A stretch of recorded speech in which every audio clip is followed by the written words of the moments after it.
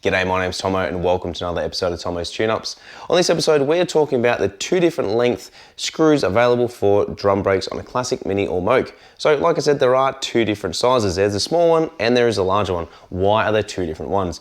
Well, simply because if you have a non-step drum, you are going to need this smaller screw. If you have a stepped drum, you're going to need the longer screw. So per drum on each wheel, you are going to require two of either the short ones or the long ones. Some cars have a combination of both, so they may be non-step to the front and then step to the back. If that's the case, you require 4 of each. If it has 4 stepped all the way around, then you're obviously going to require 8. If you have 4 non-step drums, you're going to require 8 of the shorter ones. These are a really cheap and inexpensive thing to buy, and like many other parts, I do keep a heap of these in stock.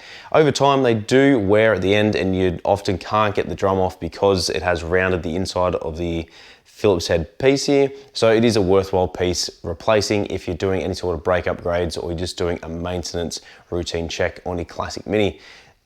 Check it out, minisport.com.au, and we'll see you again on another episode of Tomo's Tune-Ups.